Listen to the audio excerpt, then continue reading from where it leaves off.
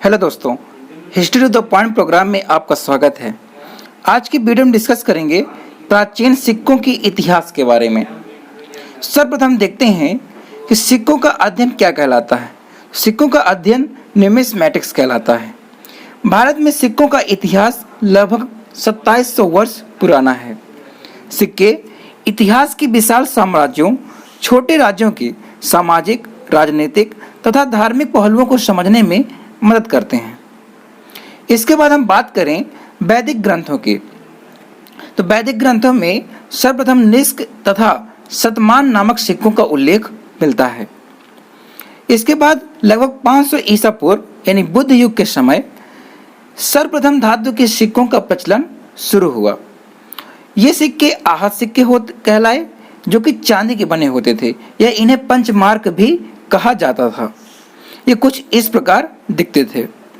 आहत सिक्के धातु के टुकड़े पर चिन्ह विशेष का ठप्पा मारकर बनाए जाते थे। ये चिन्ह मछली, यज्ञ वेदी, हाथी, शंख, बैल तथा ज्यामिति चित्र जैसे चतुर्भुज, त्रिकोण, वृत्त आदि के होते थे। तो सर्वप्रथम धातु के सिक्कों का प्रचलन बुद्ध युग में शुरू हुआ तथा चांदी के सिक्कों का प्रचलन भी बुद्ध युग में शुरू हुआ। इसके बाद भारत में हिंद यूनानी आए, जिन्हें इंडो ग्रीक भी कहा जाता था। इन्होंने सर्वप्रथम सोने के सिक्के जारी किए, जो कि सांचे में ढले हुए सिक्के थे। इससे पहले ठप्पा मार के बनाया जाता था, लेकिन हिंद यूनानियों ने सर्वप्रथम सांचे का प्रयोग करके सिक्कों को ढालना शुरू किया। इसके बाद लेख युक्त प्रथम सिक्का भी हिंद यूनानियों ने जारी किया। मेनांडर के सिक्कों में धर्म चक्र प्रवर्तन का लेख भी प्राप्त हुआ। इसके बाद कुषाण वंश का शासन आया। कुषाण वंश ने शुद्ध सोने के सिक्के जारी किए और इन सिक्कों को बिम कैट फिशेस ने जारी किया था। ये कुछ इस प्रकार दिखते थे।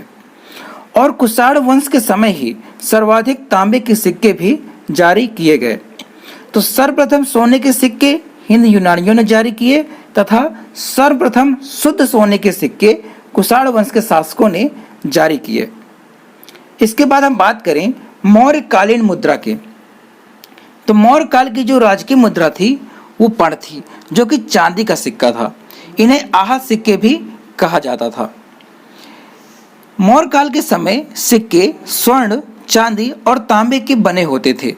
स्वर्ण सिक्कों को निष्क एवं सुवर्ण कहा जाता था। चांदी के सिक्कों को पर्ण, धरण एवं शतमान कहा जाता था तथा तांबे के सिक्कों को मासक एवं कांकनी कहा जाता था। मौर्य काल में एक और मुद्रा प्रचलित थी, जिसे करशापड़ कहते थे, जो कि चांदी एवं तांबे को मिलाकर बनाया जाता था। इसके बाद हम बात करें सातवाहन कालीन सिक्कों की, तो सातवाहन काल में शीशे के सिक्के जारी हुए। सातवाहन नरेशों के कुछ सिक्कों पर 2 पतवार वाले जहाजों के चित्र मिलते हैं, जो कि समुद्री व्यापार के विकसित होने का सूचक है। ये आप इमेज में इस प्रकार देख सकते हैं।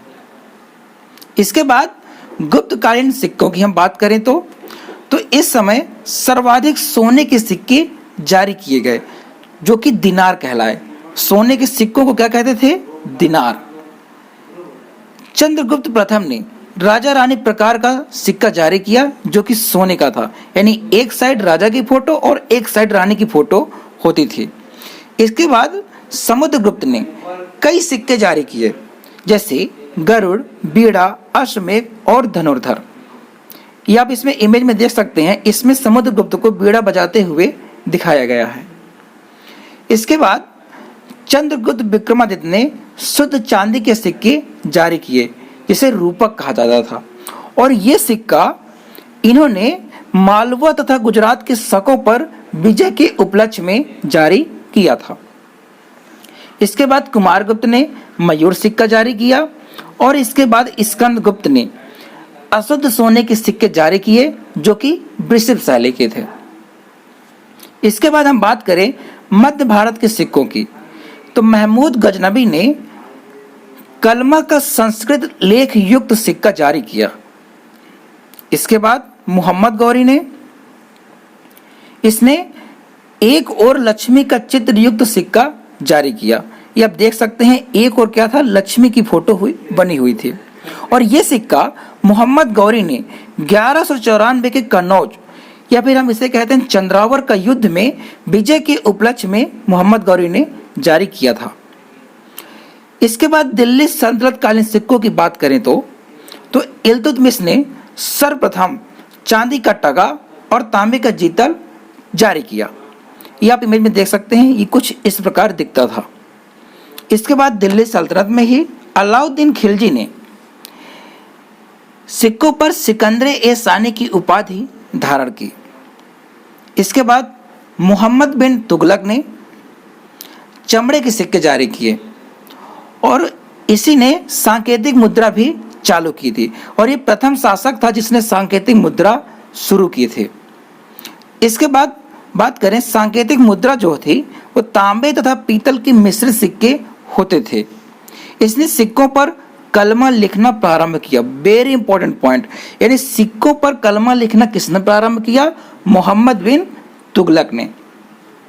इसके बाद बहलोल लोदी ने बहलोली सिक्के जारी किए। इसके बाद बहलोल लोदी के बाद आपका जो है मुगल वंश स्थापित होता है, जिसमें बाबर ने काबुल में शाहरुख जो कि चांदी का था तथा कंधार में बाबरी सिक्का, और ये भी चांदी का होता था, इसको बाबर ने चालू किया। बाबर ने शाहरुख और बाबरी नामक सिक्का चालू किया। इसके बाद हुमायूं ने चमड़े का सिक्का जारी किया। एक्चुअली चमड़े का सिक्का सिहाबुद्दीन नाम के मछुआरे ने जारी किया था। क्या हुआ था कि हुमायूं ने 1539 के चौसा के युद्ध में शेर शाह सूरी से हुमायूं हार गया था और हुमायूं अपनी जान बचाकर गंगा नदी में कूद जाता है और उसी समय गंगा नदी पर एक शिहाबुद्दीन नामक मछुआरे ने हुमायूं की जान बचाई और उसी ने चमड़े का सिक्का जारी किया था।